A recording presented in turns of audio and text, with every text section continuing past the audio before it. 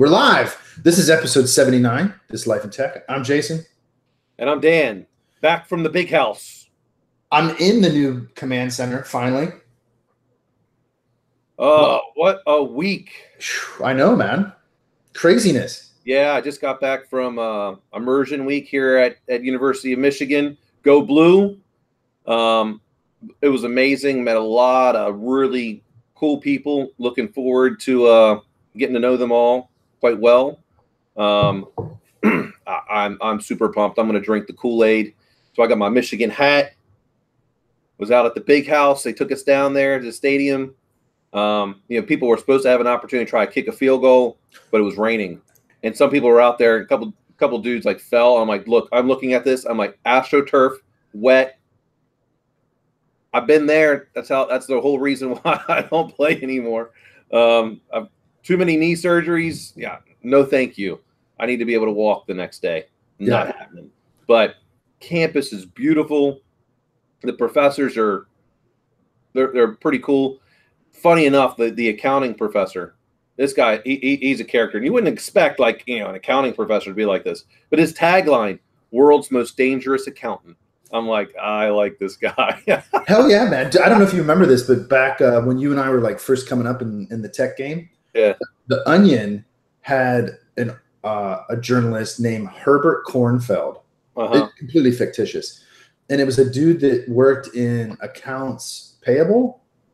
But it was, if you go look this up, people, in the picture, it's like this little skinny white dude with a porn stash, from Napoleon Dynamite, right? Yeah. Except he talked in Ebonics. And it was all like my favorite one was you gotta protect your grill from them computer bitches. And he had his whole posse of accounts payable, and they were calculating fast, and they all had code names like Casio 1, the number cruncher. That shit was hilarious, man. Oh yeah, so it was awesome. I'm already pumped already to get back there again in next month. I'm ready to go. Let's do it. Well, and you were saying this earlier, and people don't realize this because of the truth of it. Michigan is top 10 in pretty much every category. Yeah. The one guy that we've got who teaches strategy, he's like, you got to get involved in the Michigan Mafia. You have no idea how powerful it is, because the alumni association here is crazy, and it's like a mafia.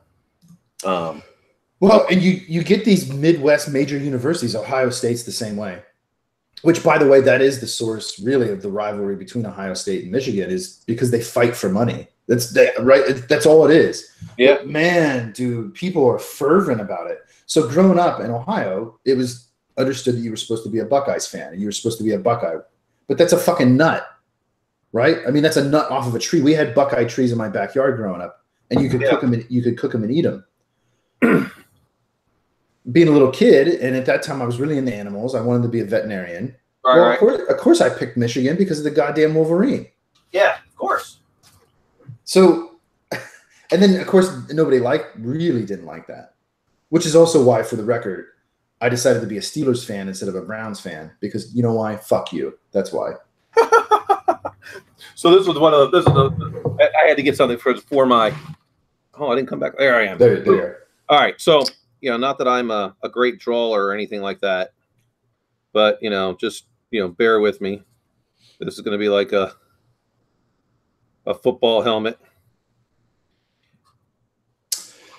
In this episode on This Life in Tech, Dan draws. Yeah. So this is my idea of a football helmet right here, okay? It's not very big. Coming up. Oh, it's white. Yeah, it's white, man. It just reflects. Right, there it is. Okay. So there's, this is like Nebraska football helmet, all white, classic, looks really sharp. Yeah. But, do you know what the N stands for if you go to University of Nebraska? No. Knowledge.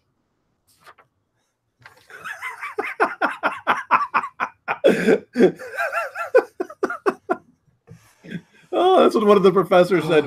So they're talking trash about all these other Big Ten schools. Nebraska's the furthest one Yeah. to the west of the Big Ten, and they're like, and you wonder why they don't. All they do is play football. They've been hit. They hit themselves in the head a little bit too many times. I'm telling you, man, all these major Midwest universities, dude, are full of it. Yeah, they're full of shit like that. All kinds of crazy stuff. Yeah. Listen, man, I'll say this. I think they're better schools overall. Like, if you take the collection of them and compare them to Ivy League, I think they're way better. 100%. Well, because typically the Ivy Leagues like specialize in something, right? So, like, if you just wanted to go do law, well, there's a couple of Ivy Leagues that are like, that's what they do, right? Harvard, Yale, that's what they specialize in, right? MIT, well, they're not Ivy, but when you think engineering, that's where you want to go, MIT. But MIT, I don't even know if they have a law program. No idea. I don't know. They had business. Yeah, they do. But at least they're not on my list like Kellogg. Yeah. Anyone that works for me that went to Kellogg, I'm sorry, you're just going to have to go. Yeah. Don't go. But yeah, man, those big Midwest state universities, dude. And they're old. They have a ton of history. Oh yeah. Yeah. And they're fucking big. Yeah. It was interesting there because I was there for the whole week, Sunday, and got back last night. I mean, I'm exhausted. I'm excited. I'm like ready to go. Anyway, but moving on to kind of a little bit more about tech. This week is some conferences I will probably never go to ever again, but I might. Who knows? But certainly not unless they change up because, well, it's a little bit too commercialized, especially the latter. We got Black Hat and then DEF CON this week. Right. And DEF CON has become, Jeff Moss already sold out when he sold Black Hat. And now he's selling out again with DEF CON. And this whole, it's just becoming way too commercialized for me. I had someone ask me, tell me they were going out there to do business development. And I went, really? Because the people that go there do not have the power to buy. Well, I'm hoping they'll introduce me. No, they're not going to introduce you. You want to do something, you need to start going to more business-like conferences. And if you're a startup, then you want to go to the Innovation Sandbox at RSA. Yeah, while yes, RSA is commercialized, no doubt about it. But the Innovation Sandbox gets you, as a startup, in the tech space, some street cred for the people who will give you money. I do not believe in any way, shape, or form, if you are a startup company and you're trying to get some credibility, you want credibility with people who are going to give you money because your idea is to make money. I don't believe Black Hat and DEF CON are the places to go. Hey, man, it's just I don't know if it's too homogenized for me now. I understand what you mean by it's too commercial, it's sold out. The problem I have is, so why do you go to a conference of any kind? Either you're going for business development, you're going to present your own research, you're going to see some specific research, or you're going to experience that conference, particularly with the two we're talking about, as they represent the majority of the subculture, right? Yeah. Sure. And to me, the subculture is just, it's weird, man, because I think because it's so diffused now, because there's so many fucking people there, it's actually bolstered the clicks, right? Instead of evaporating them and diffusing them across the average person because there's so many people, it's actually strengthened those clicks in some ways, I think. And, it was hard enough in the beginning to meet people just because of the nature of the people that go there, right? It's really hard to approach people and talk to them because everybody's so goddamn paranoid. You know what I mean? And so over the years, I thought as it was getting bigger and getting more commercial, maybe some of that would be broken down. I think it's actually gotten worse, which is why I choose not to go anymore. Because there's a couple people that I would like to see, like Rob Collins, right? The vendor goon that you and I know through Capital. Yeah. I would love to talk to Rob. I have a great time with Rob. But I don't know that I want to put up with all the other bullshit over all those days to be able to talk to Rob. You know, you dig what I'm saying? Yeah. Oh yeah, absolutely. It's just not, it's not worth it to me anymore. I mean, not just that, the talks have become garbage. You may get like one or, you know, two good talks. It's the same people every year. And you can't tell me that there's not some good stuff that's been sent in to talk about. It's just, again, it's just become, it's who you are, and that person's going to talk. Well, you know what? I've already heard from this person, and guess what? They're not saying anything new. And this is the other part. DEF CON's allowing people now to regurgitate their talks. Hey, they've already talked to this thing at 3 other conferences. Right.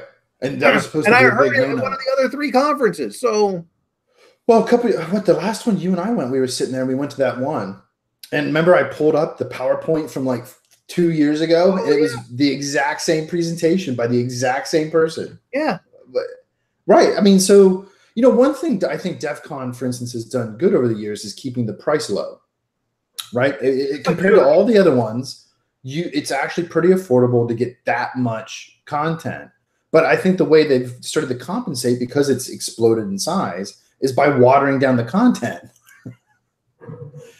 Yeah. And I'll be honest, and I'll say this, and we don't really have to talk about this if you don't want to, and for me too, man, it's just become too SJWized. I can't take it. Well, yeah. I'm going to choose on principle to not be part of it. Right. This is the thing. Like, so, you know, our friend Alyssa, she talked about one of these conferences that she really liked their code of conduct. And I just simply said, we shouldn't need a code of conduct. If we have to have one, then we should probably be thinking, are we the right kind of conference? Because yeah, exactly. If it's, you know, it doesn't need it. It's like, no, you're a jerk, so you've got to go. Right. You're in something. Oh, yeah, exactly. And you know, you and I started going around the same time. And that's how it was, because it was small, and that's how a group will naturally operate. It'll enforce its own code of conduct. You know, and that's the problem I have now. One of the additional problems I have now is there's this code of everything, right? But who decides how to enforce it and when is completely hidden behind the veil. Yeah. So, you know, speaking of, so Accenture put out this study recently, you know, and it's about inclusion.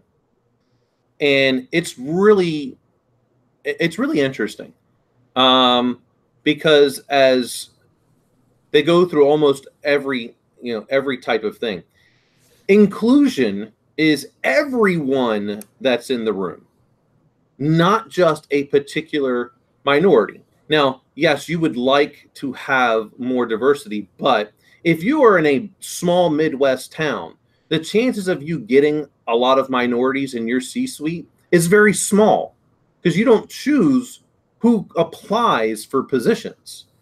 So you don't get that. But there's this aspect, and this is one of the things that, you know, I'll go to two extremes here of that. You've got, well, I'm not sure I want to hire this woman because she's a mom and therefore she's going to miss a lot of work. But then there's the flip side. The guy who's hired, who's the, you know, we'll say as the father, it's like, oh, I'm expected to be doing this, and now I'm having to sacrifice my family time. So there's two sides of it.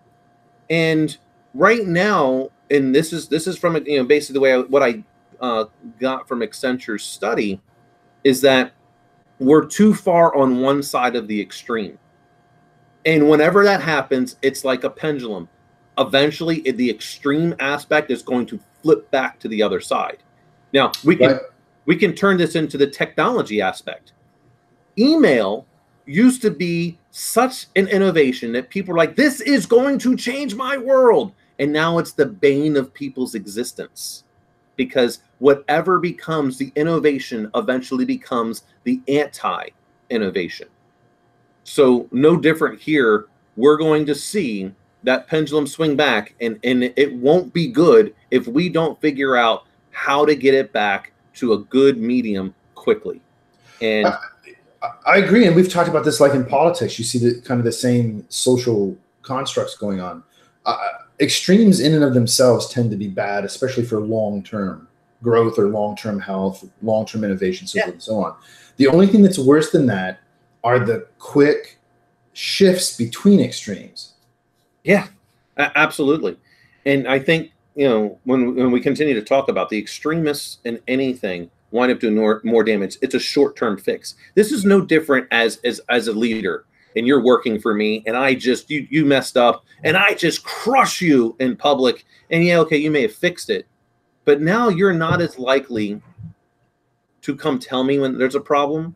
You're going to try and hide it. You're going to try and fix it on your own. You might make things worse because now I didn't treat you like a human being, and therefore you're not as likely to come to me as your boss and say, hey, I need help, because last time I just crushed you.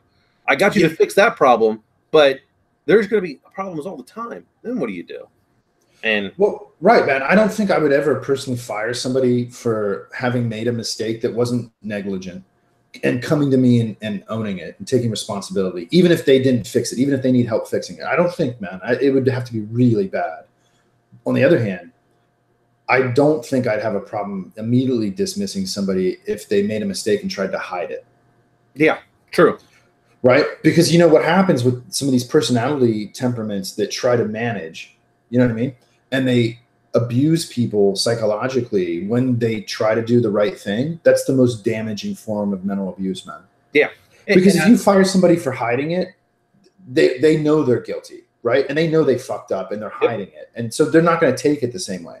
But if somebody fucks up and comes to you and says, hey, I fucked up, I've already fixed it, or I am fixing it, or I need help fixing it, and you punish them, dude, that you're absolutely spot on. They'll never come tell you again. Right. And I look at all these things being very similar. They're not exact, but I think there's relationships. Like if we were to map it out, we could see that there's a relationship here. So when I start thinking of these conferences, and the more and more I start thinking of them, the more and more I'm more likely to go to a smaller conference. Yeah, like a B-Sides. Yeah, B-Sides, great example. I mean, I would even still ShmooCon, any Circle City Con, things like that. I'm more likely to go to, even though I haven't been to any of those in years. Also, because I'm more focused on where's the problem. Yeah, exactly. The cybersecurity folks, the tech folks, you're not necessarily the problem. You're trying to fix a problem, but the people that you're talking to don't understand you. Well, I want to go to where I can get their fears and talk to them and be like, when someone comes to you about X and you're like, oh, well, you're being paranoid. That's what they think. Therefore, their only time they're going to spend real money is right after the catastrophe has happened. That's right. So how do you get them to do that beforehand? Many won't. So unless you start really figuring out how to speak their language, hence why I'm doing an MBA. Yeah. Well, and I think that's why you and I originally started going to, I've never really gone to Black Hat because it just, why pay for that? You know what I mean? But that was my choice. But DEF CON in particular was a way to find out, in some ways, what was cutting edge. Yeah. Right. So that when I went back to work after that weekend or whatever, you could already start building for where your phrase, or really John Callis' phrase, of where that puck was going to be. Yeah. In the next 6, 8, 12 months. And that was the power of it. And, at that time, I didn't have a big craving for a social network. But over the years, it kind of shifted for me. And it just seems like both of those now have been so homogenized, so watered down that it's just not. I mean, and now, it was one thing, too, when I could drive to Vegas. And I could make, a decision the night before to be like, fuck it, I'm going to DEF CON. And then it was just a matter of finding a place to stay, which, wasn't hard as long as you were willing to work around some issues. Yeah, but now, man, plenty of people that just sleep in the lobbies of the conference. Mm-hmm. Sure. They backpack it, and they're like, "This is where I'm going." Sure. So, here's another little interesting thing that I it's kind of switching topics slightly, but this is just something that's interesting to me. So I'm going to give you 3 companies that all are part of the Dow. and I want you to tell me which one you think is the most profitable. Okay.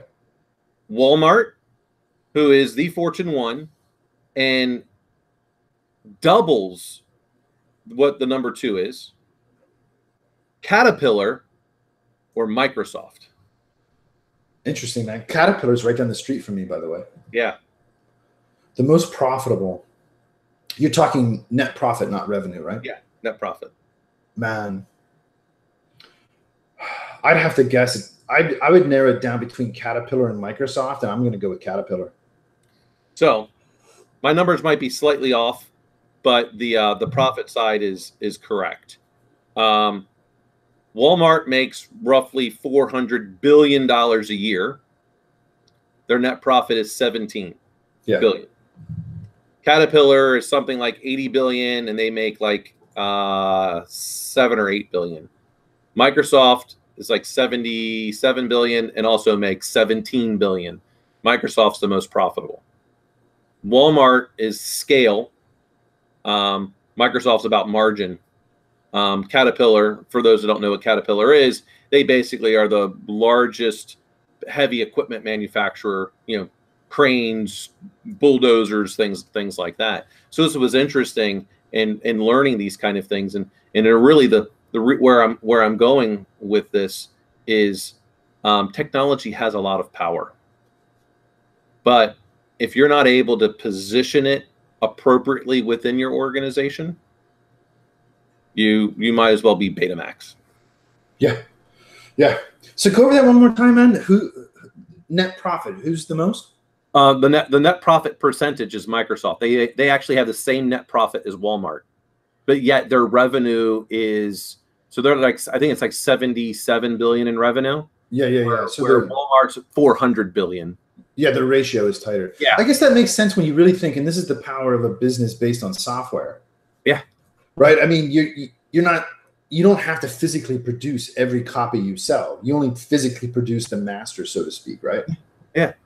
Yeah. I guess if I sit back and think about it, that actually makes more sense. Yeah, but it was interesting because everyone talks about, hey, Walmart this, Walmart that, right? Yeah, but Walmart makes like 3 cents on the dollar. Yeah, which is why they have to operate on volume. Yep. And there's power in that. Mm-hmm. Where Microsoft is making like 20 some cents on the dollar. Right. And Caterpillar's, not that Caterpillar's doing bad, they're making like 8 cents on the dollar. That's pretty good. On heavy machinery. Yeah. Yeah, because that's actually pretty expensive to produce. Yeah. So, this is the power that technology has.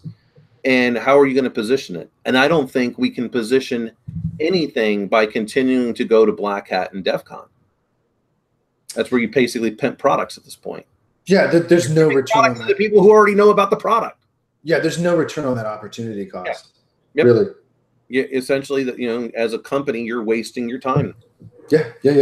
Well, and so that's something I was talking about to somebody yesterday.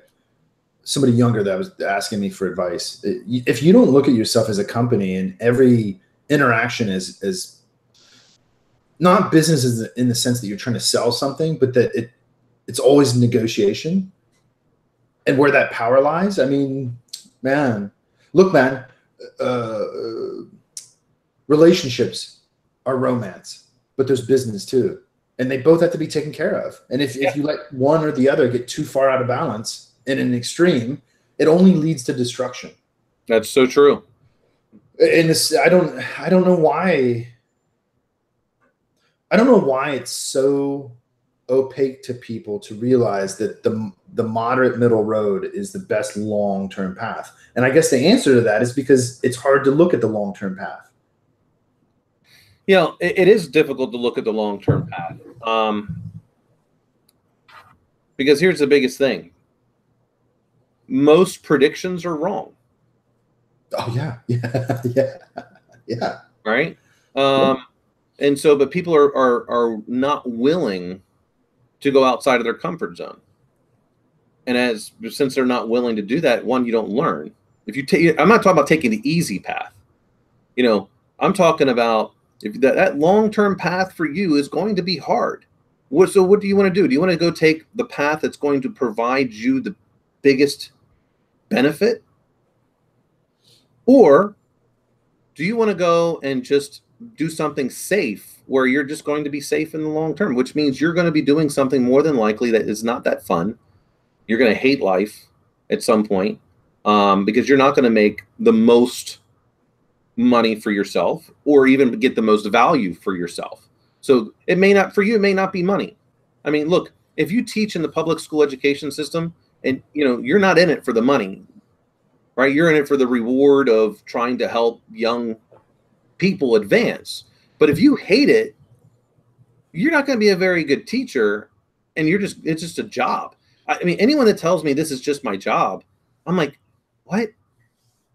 You spend the majority of your life doing that, and if it's just a job, you might want to rethink your life. I'll tell you, like, you know what Obi-Wan said in the second, you know, the attack of the Clone Wars one. Go home and rethink your life. Yeah. Well, look, man, I mean, death sticks.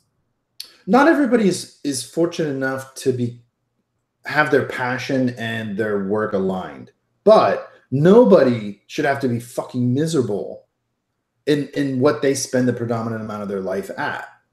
Somebody said to me the other day, because I was expressing some of my displeasure with the school and some of the decisions that are being made, and they said to me, well, you know, you get paid the same whether you like it or not. That's true. That is a true statement. However, why would you ever settle based on money for something that you don't agree with? I mean, well, because we're not talking about a decision we don't agree with. We're talking about a shift in the cultural norm of that institution. If they're forcing you to do things that goes against your values, then I'm not willing to take that paycheck because my values have been compromised. Right.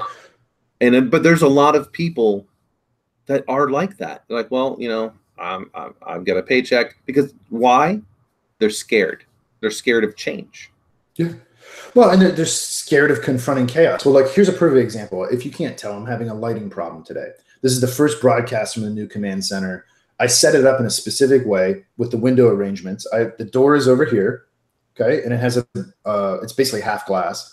I have a 10 by 60 transom window on this side. I have a window on this side, and I have a 10 by 60 transom behind me. And I'm facing the rising sun. I had no idea what it was actually going to do to this green screen, and look what it's doing. Well, I mean, I'm actually at the big house. This is. I'm really in retro chill wave landscape. But you know what? Fuck it, man. You just roll with it, and I'll figure it out. But until you actually jump in and try it, how do you know?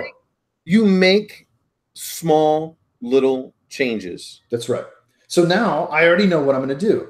I need to go in and either commandeer my wife's sewing machinery or have her help me because she's much better at it than I am. And I'm going to create some blackout curtains for this door and for that transom. And then I know I already have the lighting coming, so I can artificially light the green screen, and it'll fix this problem.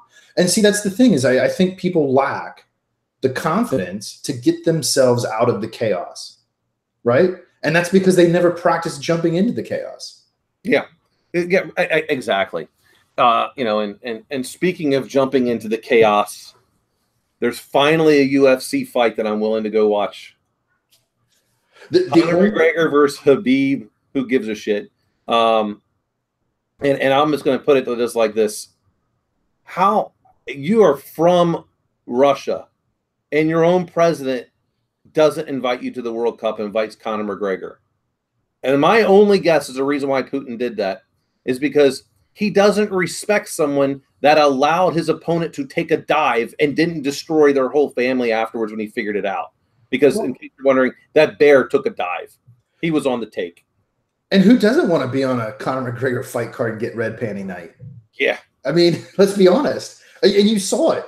You saw it in everybody's face at that press conference, man. Everybody there wants to be on that card. Yeah, except Nate Diaz. Well, yeah, but he was furious. He's like, no. He's like, why do you bring me out to this, you know, the press conference, and then you announce a Conor McGregor fight while I'm there? I mean, I would be if I'm Nate Diaz, I'd be a little bit insulted too. I get it.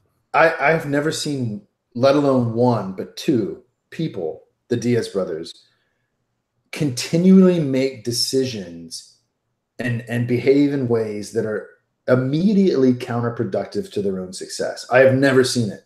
I've never seen anything like this. No, me either. Now, this is what's interesting because Nate said whenever he's like, I slapped Khabib twice. He did nothing. Now, I don't remember any of these things. I don't either.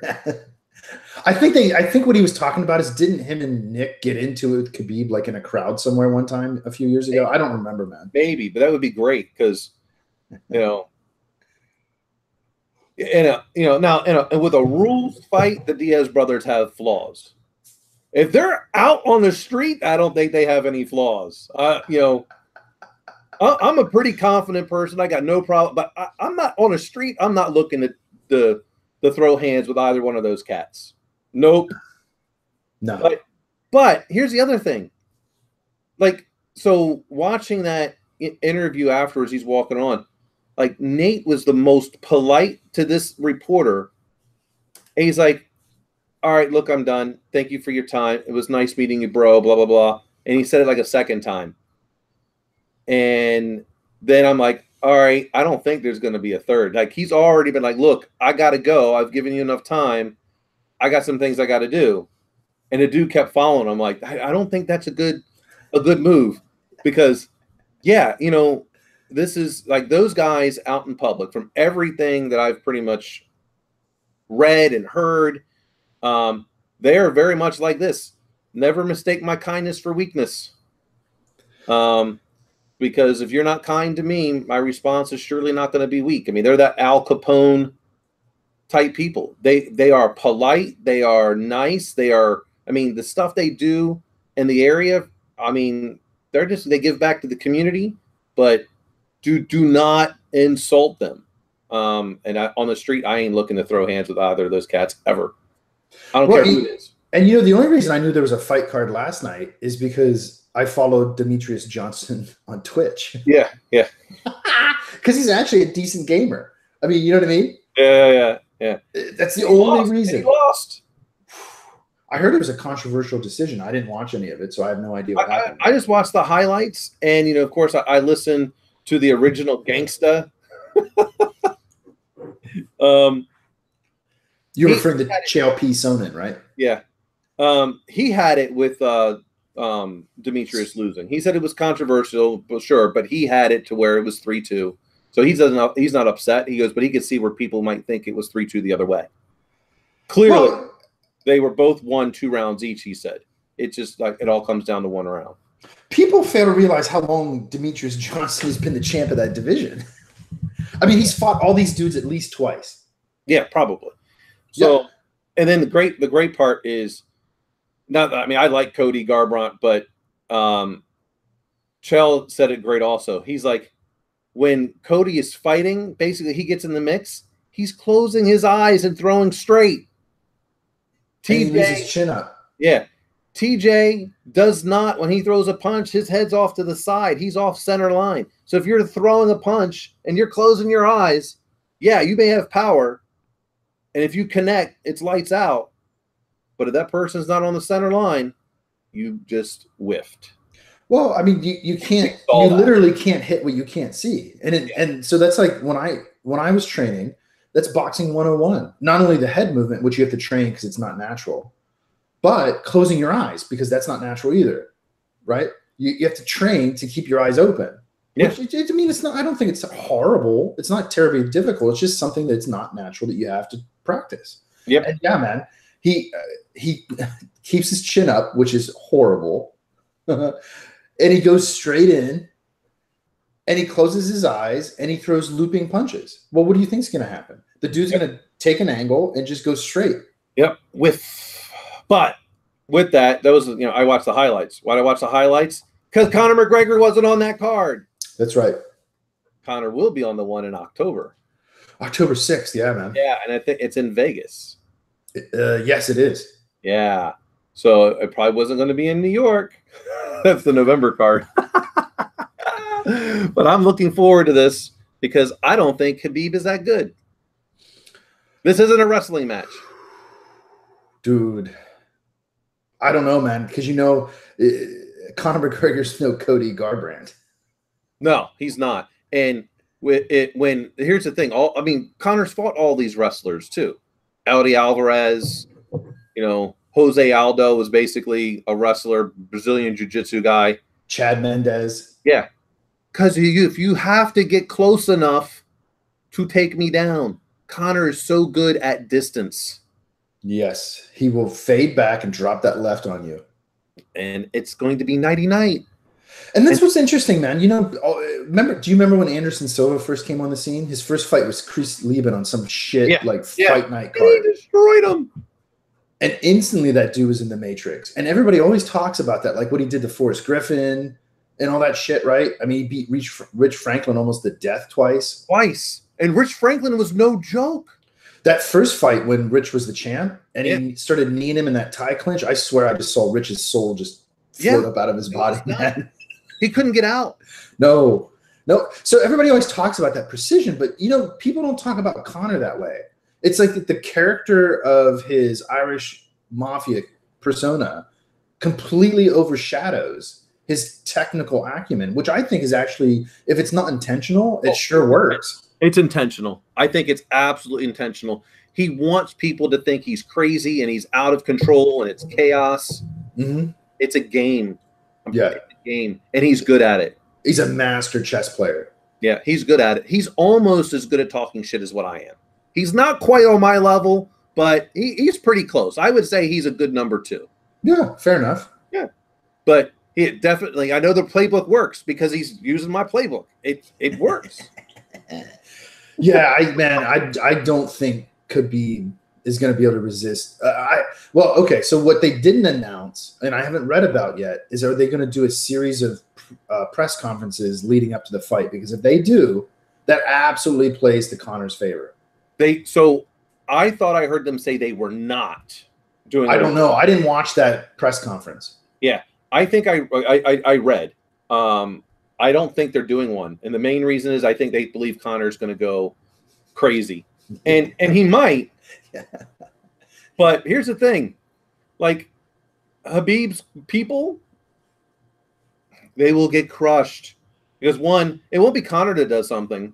Now all of a sudden you're not like 12 against 1 against like Artem, and now Artem's good. Now Artem might be the one that throws. Yeah. Right. Or what's his name? That's the he's always doing the just straight Brazilian jiu-jitsu guy. He's in the Pride, not Pride. There's a Pride. Well, Pride is basically risen now. Oh no, so it's not Pride. The other I don't even care. I don't know who you're talking about. But anyway, he's a part of Conor's camp, and he just does nothing but Brazilian jiu-jitsu. He's constantly winning these championships in Brazilian jiu-jitsu only. But he fights in the other fight promotion. In Bellator? Yeah, Bellator. He fights in Bellator. Oh shit! I can't think of his name. Anyway, those guys are the ones that are going to wind up probably doing something, not Conor. Yeah. Well, I don't know, man. Well, I'll say the same thing as I was going to say about DEF CON to wrap this up. What I want to see, because I've seen, if academic conferences are already doing this, I don't know why some of these, especially B-sides, are doing it. Like, okay, so ShmooCon, one of the ways ShmooCon enforces its size is by limiting the number of tickets that are available. Yep. Okay, so why don't you have a class of tickets that are limited for on-site and then sell a reduced price ticket for virtual access and just stream it? Why the fuck aren't you doing that? Why? I mean, what the fuck? Because there are multiple academic conferences now that do that, where it's a full price, limited number of tickets available for on-site, and then the stream is a reduced price, or sometimes some of them offer them for free. Come on, man. What if somebody wants to work on this? I'd be happy to collaborate with somebody and build it. I don't know why they don't do it. Mainly because, again, then they don't feel like they're being fair to everyone. Well, look, because DEF CON's not monetizing, at least as far as I've seen the videos anyway, because it used to be you could only get them by buying the discs. But they put them in the archives now. Yeah, they just wait a little bit longer. Yeah. Okay, well, so why are you waiting? Who cares? Because my point is it's not like they have a business model and a revenue stream built on monetizing that content. Well, no, but DEF CON's model is like Walmart. So, like, think about it. Let's see. Let's do the. Well said. Well said. Like Walmart. So there's probably going to be, what, about 28,000 people there this year? Shit, yeah. Call it 25 or 30. Let's say 28. It's $250 to get in. That's $7 million, dude. Yeah, just in ticket, just in gate. So what does it cost to rent that out for the 3 days, right? Probably not 7 million. Probably not. Maybe $1 million, $2 million. What other kind of operating expenses do they have? Not much. Well, as far as I know, most of the staff are volunteer, right? Yeah. At least the goons are. Yeah. So that dude every year, like right now for the past several years, is walking away with like $2 million. At least. Because the t-shirt sales, all that kind of stuff. The videos is not, I mean, he's literally doing Walmart. He's the Walmart. He's going to make his $2 million.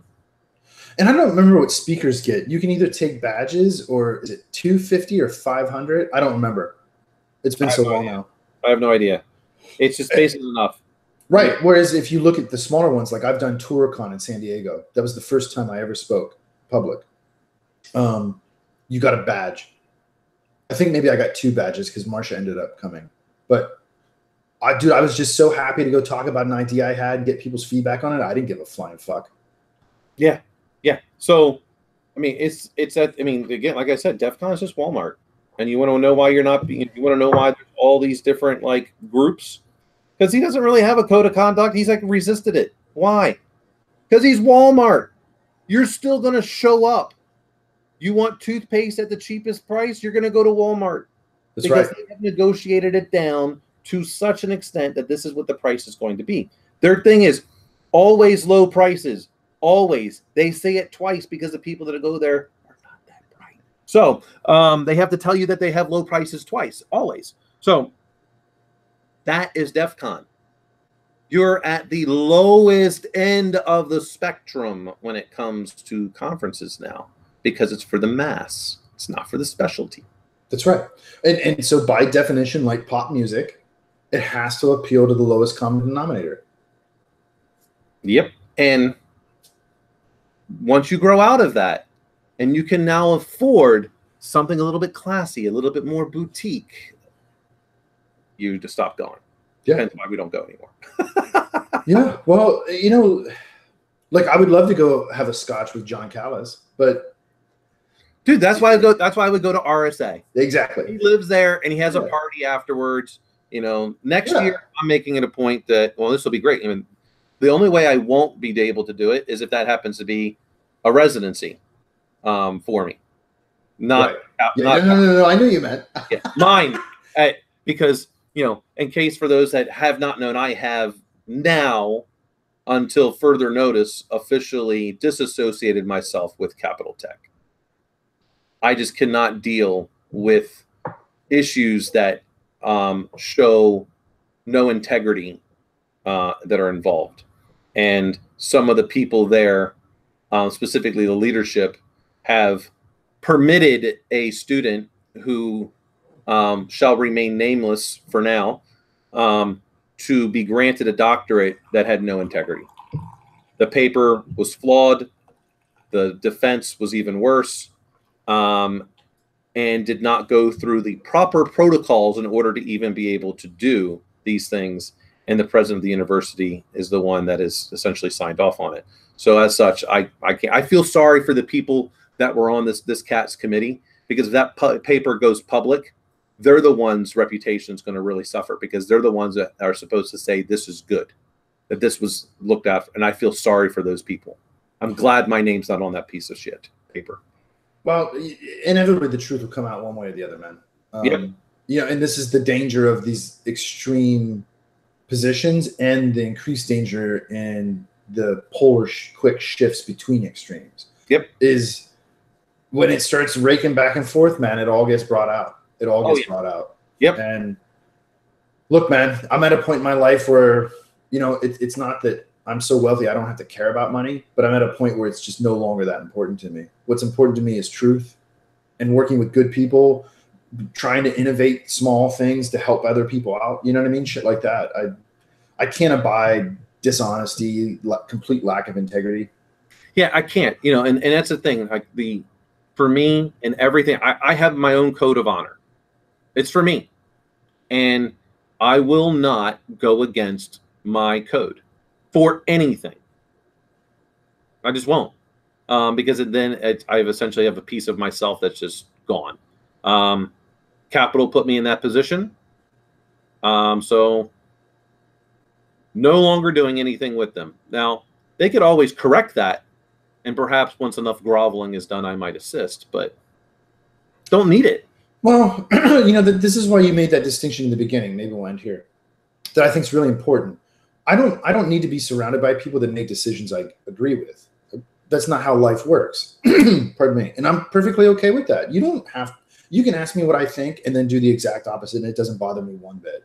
However, if a series of decisions are being made that instantiate a particular type of culture that becomes normative, and it's not something that principally I can be part of, then why would you be part of it?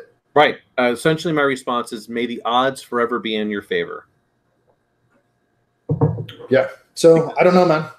I hate to see you go, but I understand why. Yeah. Well, I mean, there's a good thing is that we have other ways of being able to connect. Yeah. Right. Yeah. Actually, funny enough that although our relationship started there, it's grown way beyond that to the point where it's a minor part of it. Yeah. Yeah. Because I mean, even for a while, you weren't at the residencies for, a couple of years. Yeah. When I got put in exile. Yeah. So it happened. Well. It didn't stop us from getting together. Mm-mm. So life finds a way. Yeah, and this is the part that's really kind of funny about that. Because Capital's motto is find a way or make one. Well, the make one shouldn't be cheating.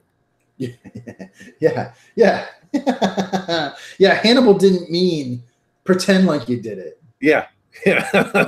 Don't in this case, you're not supposed to fake it. In terms of until you make it. In this case, it's got to stand up on its own. So, yeah, right. I mean, there's so many cliches that can just keep going because these guys are, Well, I think it's a lot of the same thing we're talking about, like with the homogenization and watering down of DEF CON. And I think that was a really good point you made. DEF CON is Walmart. Yeah. Well, there's a reason why I don't predominantly shop at Walmart. And it's not because I don't want to save money. It's because if I'm going to spend money, I'm going to spend money on things that are quality, unless I need something that by its nature is disposable. Yeah, I get toothpaste, dude. I go to Walmart or Target because guess what? Amazon. I just buy it all on Amazon. Right? Yeah, exactly. All these people are talking about how Amazon's doing this, Amazon's doing that. Dude, they didn't people like, oh, Walmart lost all this money. What money did they lose? They're not going after the people that go to Amazon. Yeah. Amazon is trying to catch up, and their business model is slightly different than Walmart's. And they lost money for like 10 years before they got to where they are. They didn't become an overnight success. Walmart, yeah, they look at Amazon as a competitor. But what Walmart does better than anyone else in the world is supply chain logistics. Yep, for sure. Distribution. Right? Why did Amazon buy Whole Foods? Supply chain logistics. Mm-hmm. That's it. Because Whole Foods did a pretty good job with that. Whether or not you like Whole Foods or not, they knew how to do supply chain logistics. Amazon needed to improve that. They needed more of a presence. They needed more people who to be able to do it, and they're doing it. Walmart could, as of right now, the only way Amazon will be able to truly compete with Walmart is if they cut their margins and go to more scale. They're not going to. $400 billion. They make more than $1 billion a day. Think about that. Even at their profit is still $17 billion a year. Profit. That's profit in this case means after all expenses, all taxes, all bonuses they pay to their employees, all disbursements from stock. What's left over at the end of the day is $17 billion. Yeah. Right. I don't know, man. It's just it's an economy of scale that is almost unimaginable. Even if they lost 1%, they're double. So the number 2 is some company in China. It's like a utilities company in China. They're like 180 billion. Right.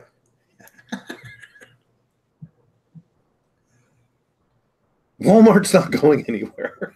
No, they're not. Well, and because obviously when you talk about the lowest common denominator in the terms of where that popular mainstream thing is, obviously Walmart does well or well enough because that's where people want to go because the majority of people need to penny pinch. Well, look, man, I mean, if you can save 5 cents every time you need to buy a commodity good, toothpaste, food, whatever, that adds up. Yeah. Now, at any moment, if Walmart wanted to get into any other business, they could just buy it. That's right. But you're not going to see Coach purses at Walmart. You're not going to see a Coach purse in Walmart online. You might find one on Amazon. Amazon will sell anything, anywhere, anytime. It's a platform for other distributors to sell through. Mm-hmm. That's not Walmart's business model. Walmart is for the general population. Check this out, man. This is how these two are coupled, actually. I gave some advice to a student when I was at Cal Poly one time, and he was an entrepreneur in the business department, and him and some of his buddies had started a business, and this was their business. Okay. I gave them software advice. They built some software that would scan Walmart, Target, big box, high volume, low price stores for sales on goods. Okay.